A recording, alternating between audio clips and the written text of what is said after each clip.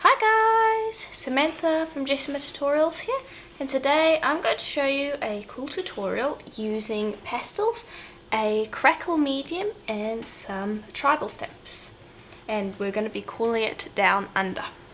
So to start, you're going to need some white polymer clay run out on your thickest setting, which is about 2mm thick for me. And you're going to also want some black clay run out on the same setting. So there's my black clay. So what I'm going to do is, this is the nice side of the black, and so I'm going to pop the nice side of the white on top of the black and just gently smooth. And I'm going to grab a piece of plain printing paper and another piece of plain printing paper. I'm just going to use that to smooth the top.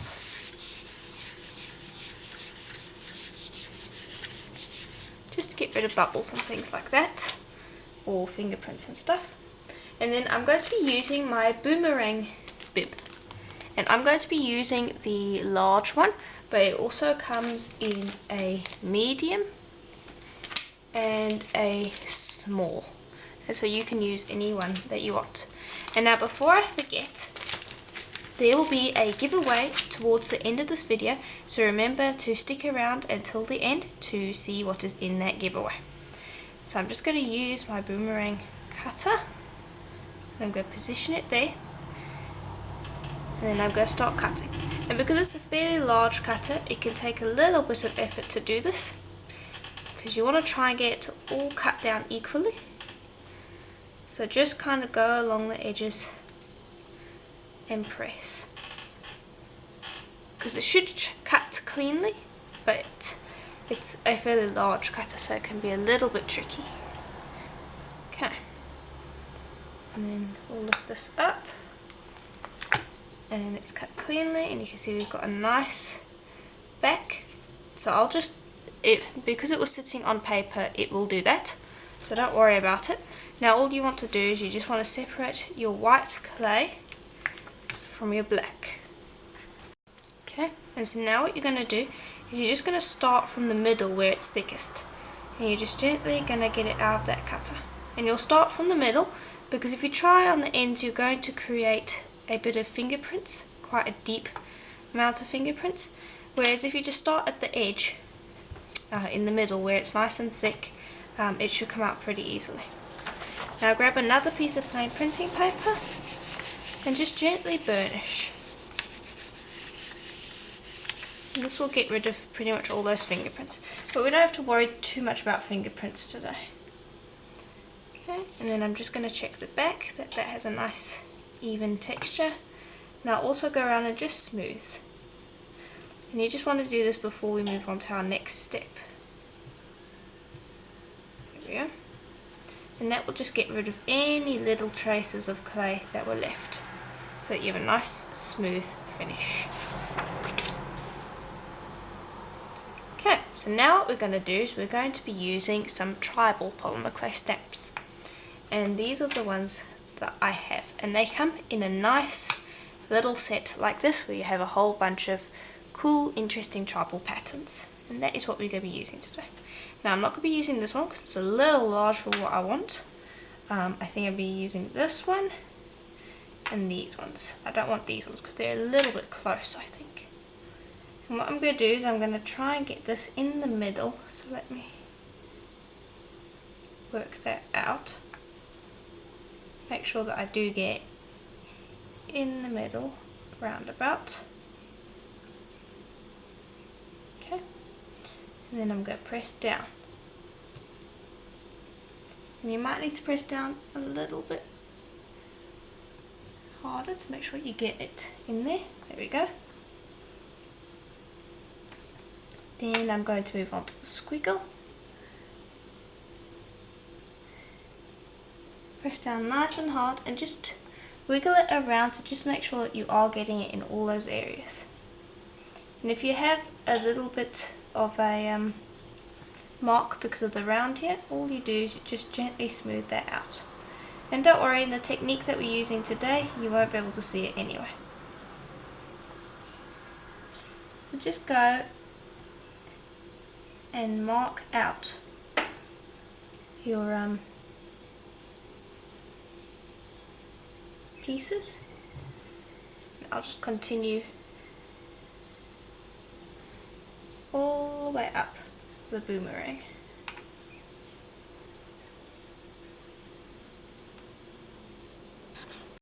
There we are, and so that is how it should look.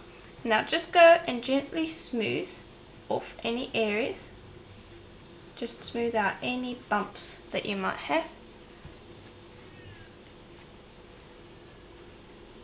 And this is supposed to be random, so you don't have to worry about it at all. Just trying to get rid of this one little bump that I have. There we go. And your white doesn't have to be pure white either, so don't worry about that either. Now our thing has gotten a little misshapen, so what I want to do is I just want to cut it with this cutter again. So my head needs to get here to make sure that I'm getting it right. Okay, and then I'm just cutting down, and that will remove any excess. And then remove your excess. And then you can also take the opportunity to just gently smooth the back if it needs. Okay. And then again, just gently press from the middle of your cutter outward. It should come out very easily.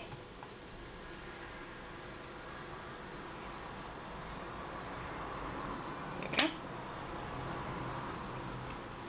Okay, and we'll flip again and smooth along the edges to remove any excess clay there might have been.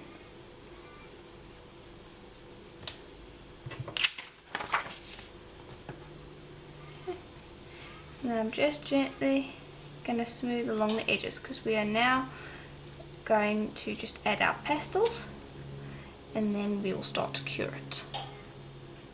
Just make sure that you're happy with it. Quite happy with that. So now I'm going to grab my pastels, and this is the brand that I am using. So that, and here is the photo. I'll just quickly open that up and get a nice amount of pastels here. And so what I'm going to go for is I want to take my white pastel first, because I want to get the white pastel into our crevices. And you might be wondering why I'm using the white pastel since we already have white clay. It's because I'm going to get it into these crevices, paint it all on, use a wet wipe to remove the pastel that is on the surface of the boomerang, and then our other pastels won't stick as much in these crevices. So I'm just quickly going to clean it off here because I've got some excess stuff, and then I'm just going to spray a fair amount across here. And I just don't want our other pastels, which are going to be deep reds, oranges, yellows and some rusts, to get into our indented pattern. Okay. Now I'm going to use a nice soft brush to gently tap it down.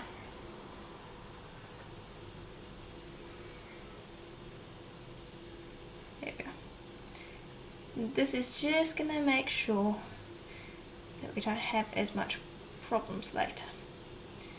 And then just gently use your brush to wipe away your excess.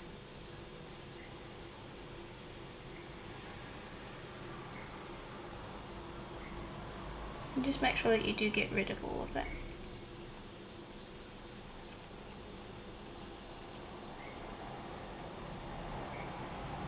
And then I'll just take this and blow.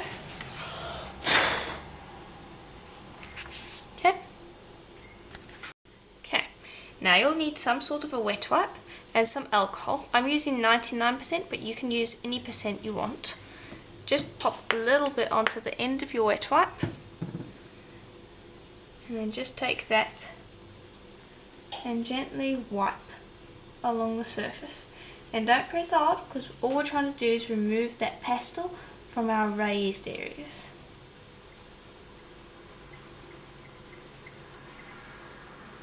And it also helps clean up some things, so if you have any parts that you're not quite happy with, you can give it a good rub and that should clear up things like lint and things like that. It's not going to get rid of everything, but it's a good way to clean up a lot of your stuff.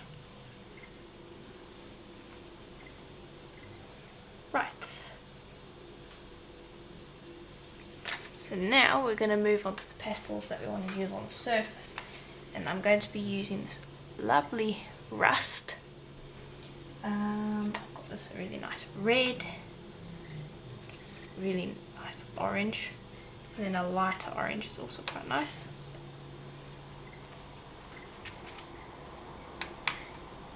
And this is why it sets so nice, because they have a bunch of different colours. Okay, so these are the colours that I'm going to play with, and what I'm going to do is I'm going to grab my knife, and instead of spraying them directly on, I'm going to just put a little bit off to the edge of the paper here,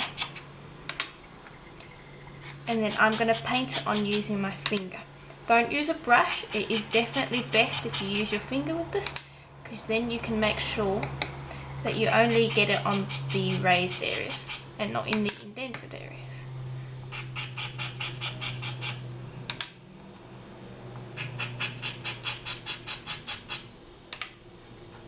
There we are. Okay, now I'm just going to move these off to the side. Okay, then just quickly clean your fingers with that wet wipe you had earlier. I'm just going to wipe around here, and then I'm going to start with my lighter colours. So I'm just going to take a little bit of that yellow, and you're just going to almost paint it on. You don't want a huge amount on your finger, just a little bit will do. So you can see how far that's going. It's just like you would with paint. If you had paint, you would generally dry your brush a little bit before you started. And don't go crazy with each colour, just a little bit will do. Okay, so that's number one. And I want to use this little orange bit. And I'm going to try and blend it in, but we can worry about that later. Just gently paint on all of your colours, and overlap if you want. It's perfectly fine to do that. Just have fun, see what you want to do, and then at the end of each one just go with your finger and burnish. Okay, and so here is how it looks now that I've painted the pastels on. I've also gone along the edges and I've painted it on, and here's what the back looks like. So I'm really happy with how this looks. So you can see that we do have a few areas where the pastel got in. That is perfectly fine. It adds to the effect. And so now what we're going to do is we are going to cure it on our on a stand. And now this is completely optional. You can use a bowl. You can just not give it a curve, but I definitely want to do that. So let me just zoom you out quickly. So I'm just using a necklace stand. And this is specifically dedicated for this. So now I'm just going to position my necklace on you so that it gives it a nice curve. Okay, and then you're going to use a heat gun to set it. So I'm just going to be having it on my middle setting, and I'm just going to very carefully cure it.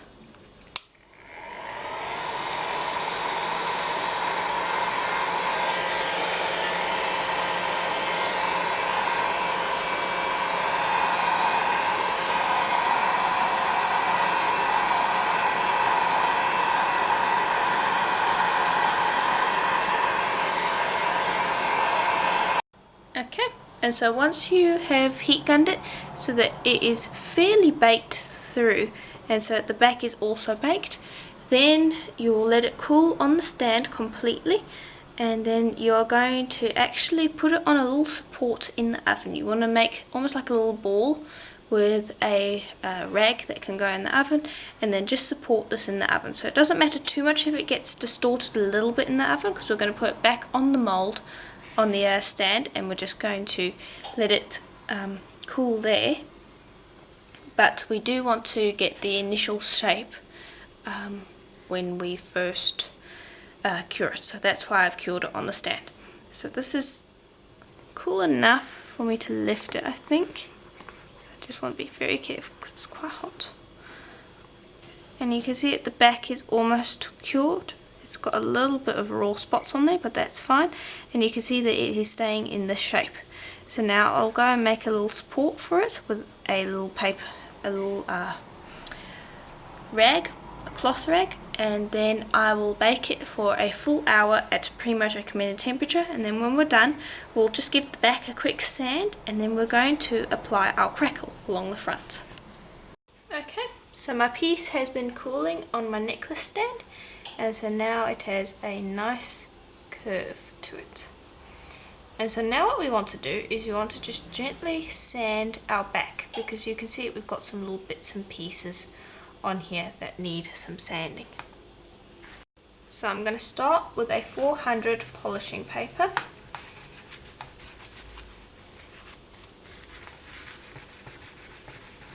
I'm just going to concentrate on sanding along these edges. So you really want to get rid of that stuff, and it's mostly just pastel, so it should come off pretty quickly and easily. And I don't want to be using a very strong grit. 400 in polishing papers is pretty good. I wouldn't use wet dry sandpaper because we want just a light sand. And so I'm just going to quickly sand with my 400 to get everything cleaned up, and then when I have done that, I'll go up through my grits until my 8000, so that we get a nice, almost just slightly above satin finish. But first you want to get rid of all of those little bits and pieces along the edge. Okay. So the back's just got a nice slight satin finish to it, and it's nice and smooth. So now I haven't sanded the edges, I want to leave them exactly as they are. And so now we're going to focus on the front. And I'm going to be using Deco Art Perfect Crackle 2-step medium. And so we're going to start with number 1. Give it a good shake just to give it a nice, get all those particles and things moving around. Now just open that up, and you're also going to need a nice brush, and this, you want to just paint a light layer of it over first, and make sure to get it in everywhere.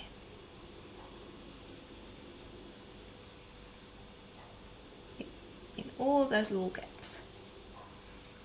We're going to start with a light layer, and then I'm going to go around in some areas and make it a little bit thicker. Because the thicker the layer, the larger the cracks, and obviously the thinner the layer, the smaller the cracks. So make sure to get your edges as well. Everything except the back I want painted in this. Now I've already done a tutorial on this using it on raw clay, and I'll leave a link to that in the description below.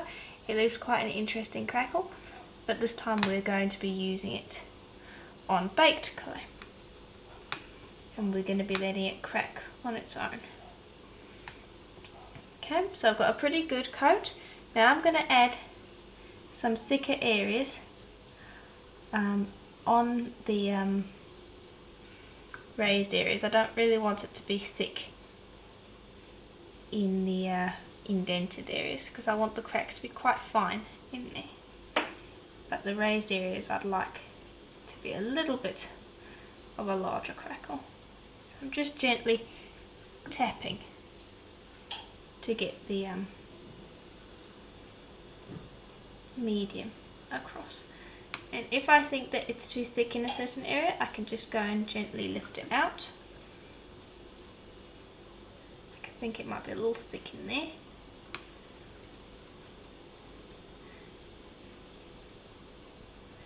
Okay, and then this is just step number 1. You need to let this dry completely, and then when it says dry, we will apply step 2, and then again you need to let it dry. And personally, I like to leave it for at least 3 hours after applying step 2, so that the cracks can form.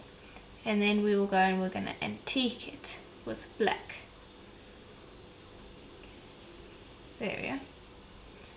Right, so now I'm just about going to leave this to dry. I'm just making sure that I have it just the way that I want. You don't want it too thick, because then it sometimes has a little bit of trouble cracking. The cracks can appear to be too large. So I like to just go with my brush and tap so that it gives me a fairly uneven surface. And there we are. I'm just going to leave it like that, and that should dry in at least half an hour. So I'll just pop that over to the side, and in the meantime I want to show you what we're going to be doing for the rest of the necklace. So what we're going to be making are some little wire pieces that almost echo the sort of wire effect that we have in the collar. And I'm going to be using black because we're going to be having black crackles. Now hopefully you can see it, this has a texture on it, and I'm going to show you how to do that now. So what you'll need is a steel block, and it's preferable if it also has a rubber block under it, because then that means that it doesn't make as much noise.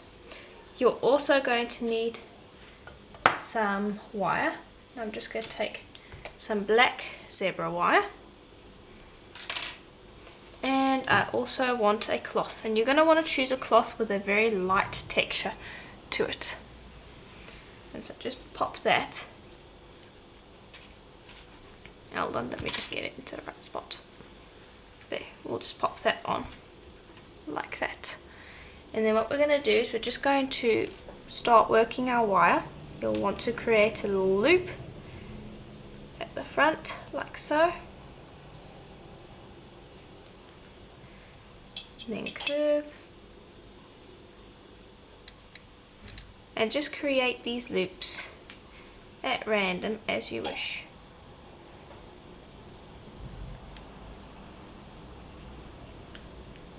Okay, and I'm just going to make one more loop.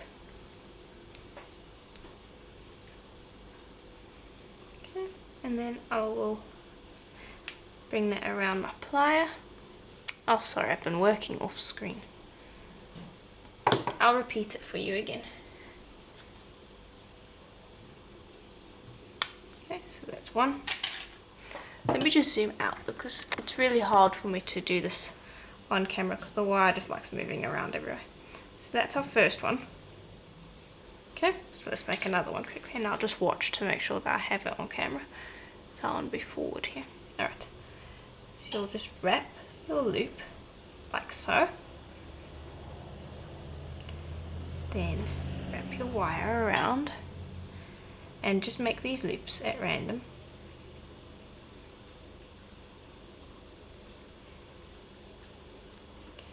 And don't worry about getting them perfect right now, that we can do afterwards. Okay, and I want to do just one more.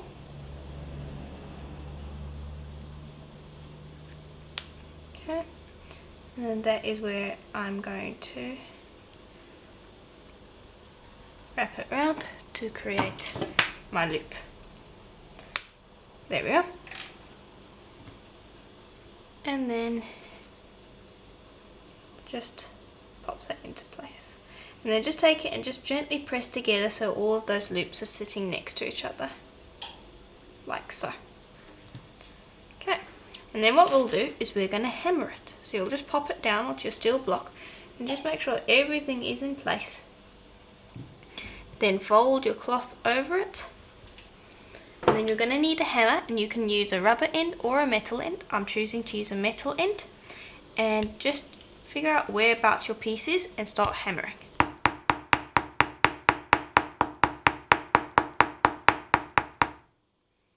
Okay, and that's the one side. Flip.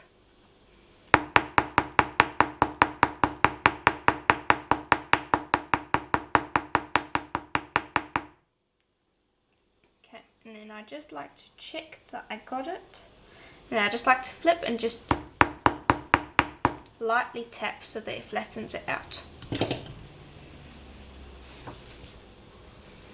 Okay, and then you can see this is quite matte, and so all you're going to do is you just go take another polishing paper and just rub it against the paper, or cloth, sorry. There we are. And that should get rid of pretty much all of that matte that is left over and give it a nice shiny finish.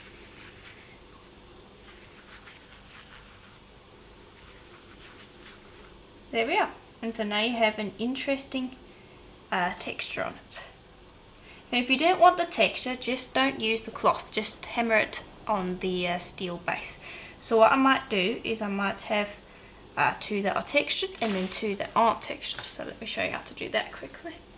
You'll just take your steel base as it is, pop your piece down, and then just carefully hammer. And you want to be careful because this can fly all over the place.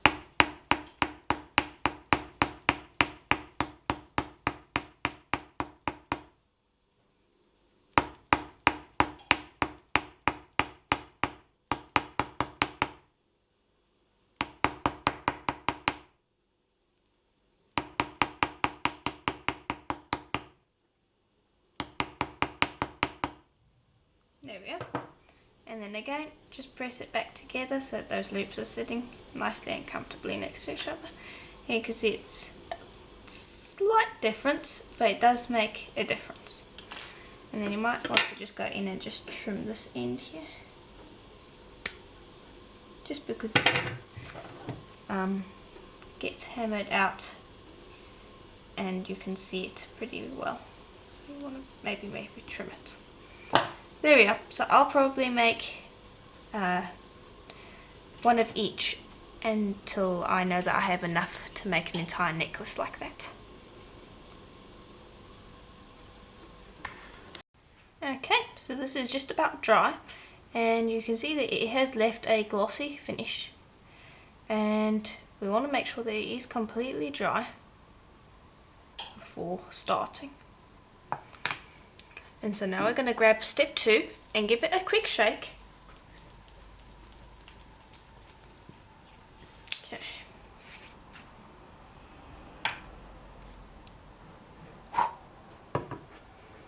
And then we'll grab the same brush that I have washed and let it dry. And then we're going to paint a decent coat of this. Again, not too thick to start with. We just want to get it in to all those areas.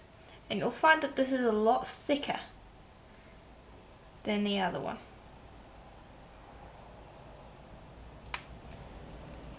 So just be careful you don't get too deep, too big of a coat inside here, but you don't want to miss it either.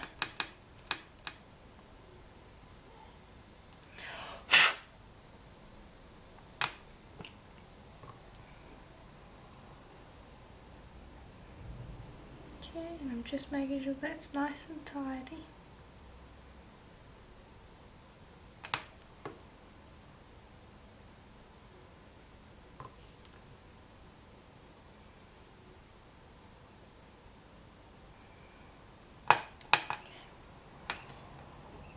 And I don't want the cracks to be too thick, so I'm painting a fairly even coat across here with some areas that are thicker than others, but for the most part it is pretty even.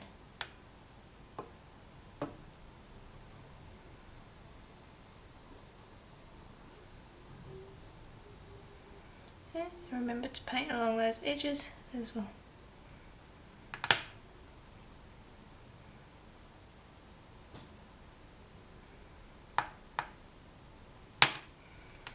Okay, and this should dry in about 4 hours maximum, and I like to leave it that long just to make sure that it is dry. Depending on how thick your layer is, that is how long it will take to cure.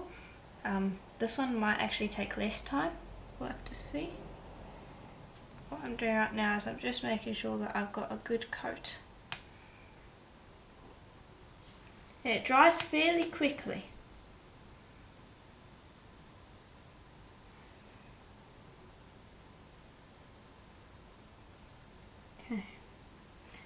I think that's about it just adding some areas where I want it to be a little bit thicker than others.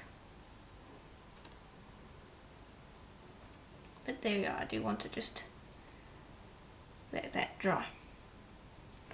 Okay, so I'll wash off my brush and I'm just going to let that dry for about 2 hours at least. Okay, so here is how it looks, and you're probably not able to see the cracks right now, but they definitely are there. So now before you do anything, just make sure that it is fully dry. You shouldn't be able to feel any tackiness on it whatsoever. Then you're going to need some black acrylic paint, and this is the brand that I am using. So I'll give it a shake. And I'm just going to pop some out on the tile.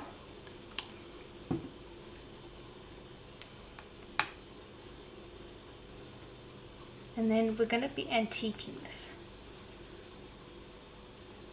So I'm going to antique the outside first before I try the white.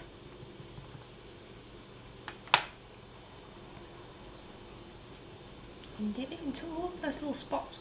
If it gets into the white, that's fine, but I'm going to do the rubbing along the outside first.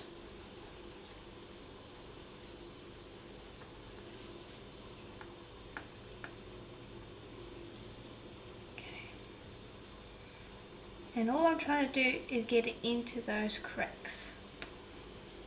And I'm just working off the camera again.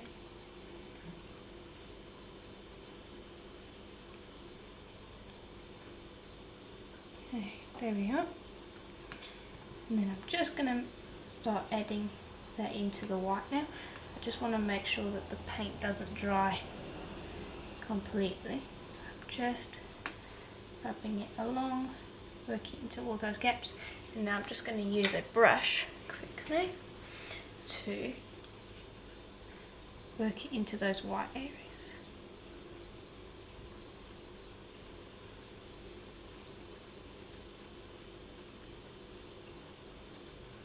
There we go.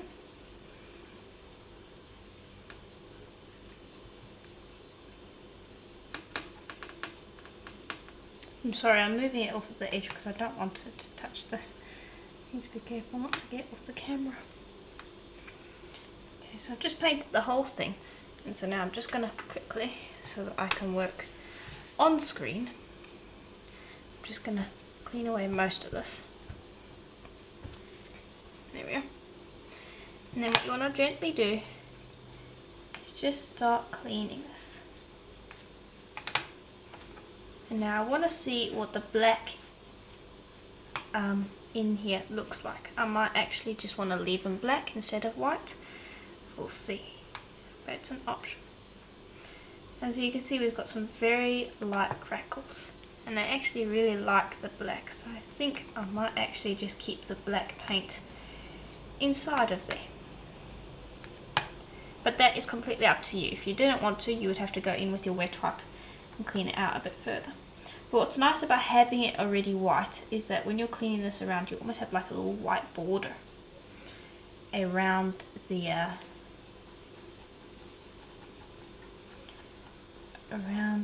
shapes, so it creates another little interesting effect. But I really like that. It's a very light crackle effect. It's not very heavy. If you wanted it to be more abrupt, you could just go and add a thicker layer. You would start with a thicker layer of the crackle paste. Okay, now I'm just cleaning the edges with the dirty part of my wet wipe to work some paint in there, but we're only going to have some very fine crackles along the edge.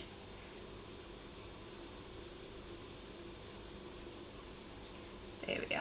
I really quite like that, and I like how when you're rubbing it away some of the white is coming back out, and I might want to just paint that a little bit more. There we go. That's better. But I like how some areas the paint is the white is still showing through, so I really like that. It's taken it from quite pretty to really nice and organic. So now I'm just going to go pop that off to the side to dry, because when you're working with that acrylic paint, it will have wet this a bit. So I just want to go back and make sure that I got some areas. I think I might have over rubbed some, so I'm just going to brush back over here, make sure that I did get that area.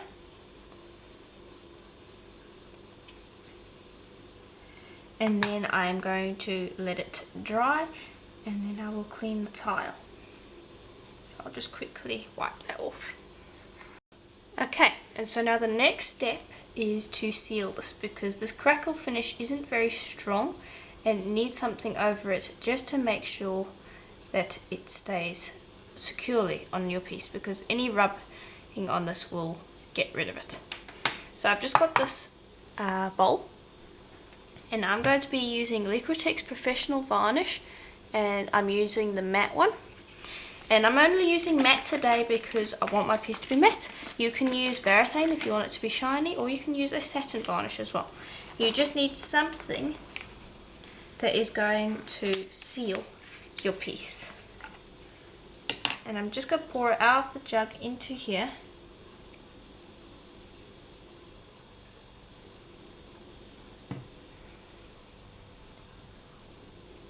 And I'm going to grab this, and I'm just going to dip it straight in.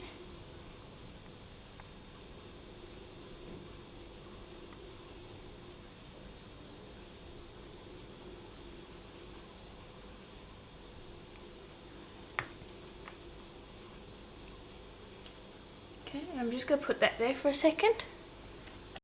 Okay, and I just blew on the varnish just to get rid of those bubbles. Now I've got a resin mat to the side here with a wet wipe on top.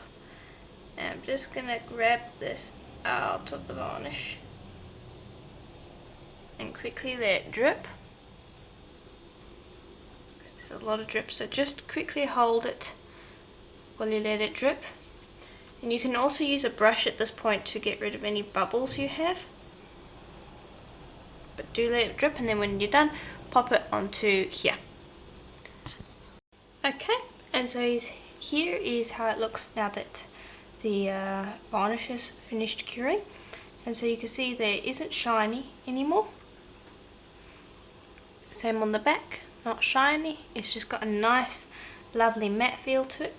And because of the varnish, the actual finish on top is a lot stronger, and you don't have to worry too much about it.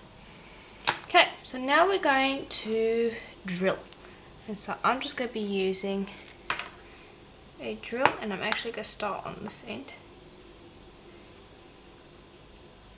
I'm going to not drill too close. Okay. I'm just being very careful, and I'm drilling slowly. Okay, then I broke through on that side.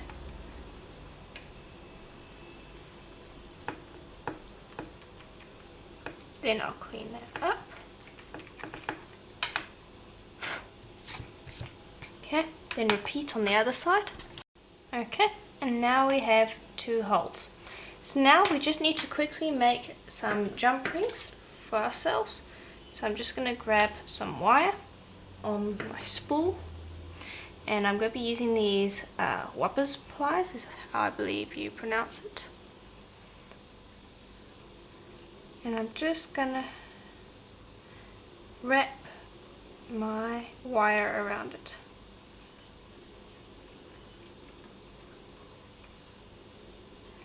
And I want to make enough for 2 jump rings.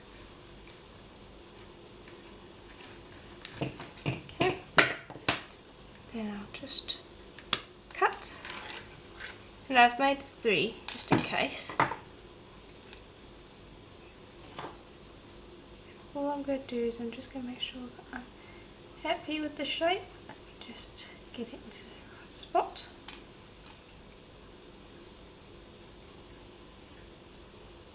Okay, put those off to the side, and I'll grab my thing, and I'm just going to open this up and thread it through. Okay, and I'll do the same on the other side. Okay, then you want to make some smaller jump rings as well. All you'll do is you'll bring over your pliers this time around because we want smaller ones. And all you do is you just curl the wire around and just keep going until you have enough loops that you will be able to have enough jump rings.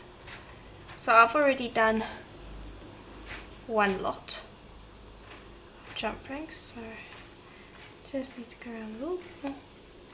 There we go. And that should be enough.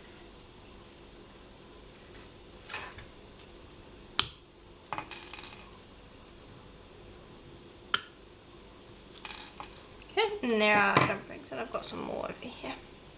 And so what I want to do is I want to make a link like this. And so you'll bring over your links that you made earlier, and you'll want some of these nice painted wood beads. You can use any beads that you want that are going to match with your piece, but I thought that those ones looked quite nice. And then all you're going to do is you're going to grab a thinner gauge. The one that we are working with currently is about 16 gauge. This one that I'm working with now is about 18. And I'm just going to make a loop.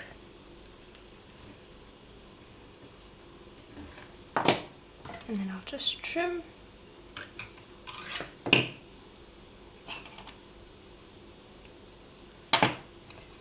Pop your bead on. Bend your wire. Trim to what you think is the right length. And then bring your loop around.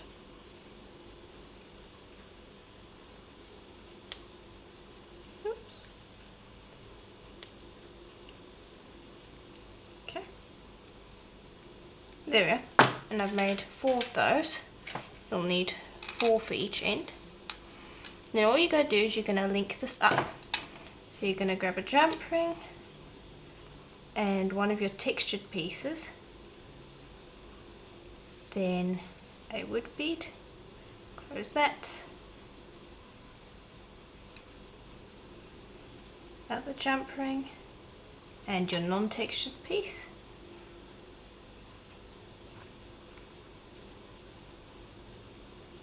Close that up, and now when you're doing this you want these pieces to be the same, so you don't want it to be that this is facing down like that.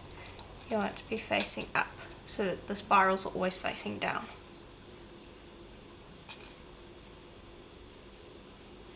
Okay, then you go another wood bead,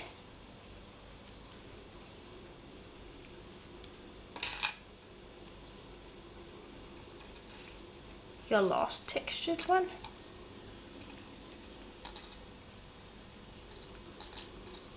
And just make sure when you close these jump rings that they're sitting right. Sometimes they need a little bit of fussing to get them to sit right. And then lastly, you'll need a wooden bead on the other end.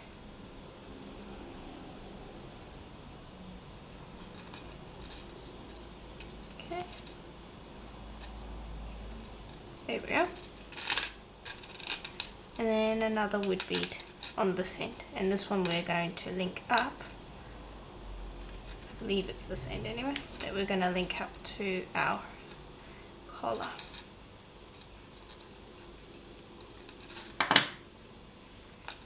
Okay, and we're just going to need 2 jump rings.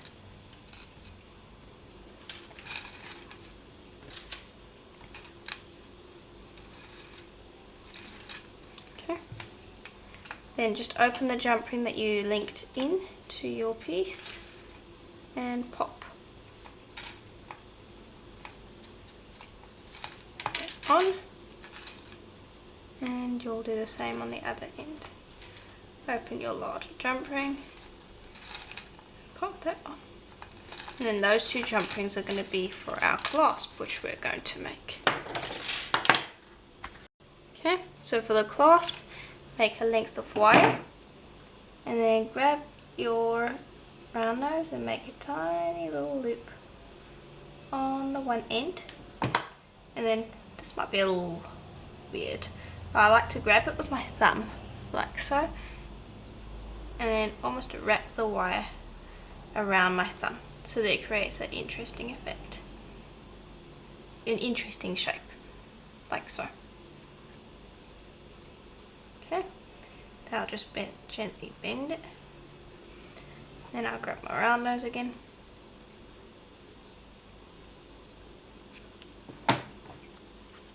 And I just like the interesting shape that it gives. It's not a generic shape.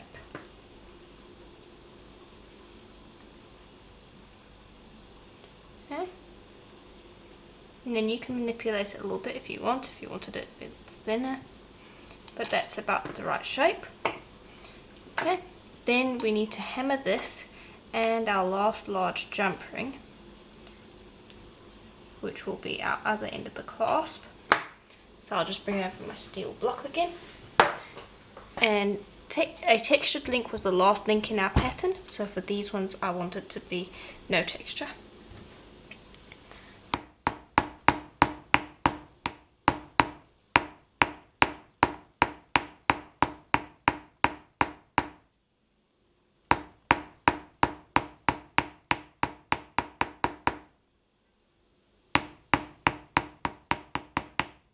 Okay, that's the one.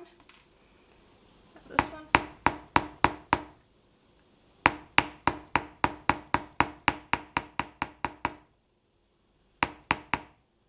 And you'll see that the stuff gets out of shape, but that's fine, very easy to fix. This you can just fix, curving it back in. Whoops. Okay, and this one you can just gently press back into shape. Okay, then grab your piece and your last two jump rings and just link your clasp on.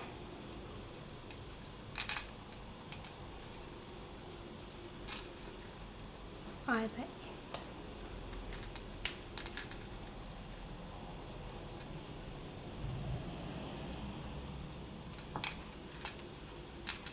And there we go. All done. Oops. Don't know how I managed to do that. It's always the last piece that gives you trouble. There we go, that fits nicely. It's a nice little clasp at the end, along with your really beautiful collar necklace. So let me just zoom you out so you can see the entire piece. And so I'm really happy with how this turned out. It looks really nice. The crackle looks really cool. It's not a very defined crackle. It's more like old paint, which is what I was going for. I'm still going to look around and see what I can find that creates a more defined crackle. So if you would like more crackle tutorials like this, please let me know, and I'll see about creating some more. And so I do hope that you like this video, and so I'm really happy with this project. It's really nice and organic and just really quite pretty. And so now we are going to move on to our giveaway. Okay, and here is what's going to be in the giveaway. So you're going to get the largest boomerang cutter. You're going to get a packet of the same beads that I used in the tutorial. You're also going to get a pin drill along with the drills. And you're also going to get a full set of my tribal stamps in the giveaway. So if you would like to participate in the giveaway, please comment in the comment section below, like, share and subscribe, and if you want to get updates on who won the giveaway and what's going on with the giveaway, please join my group on Facebook, and I'll leave a link to that in the description below, because that is where you're going to know who won the giveaway and a whole bunch of other things. And there are also exclusive giveaways on there fairly regularly, so you'll want to join there as well. Again, if you want to join this giveaway, please comment below, share, subscribe and like the video. And as always, I will see you in the next tutorial. Bye for now.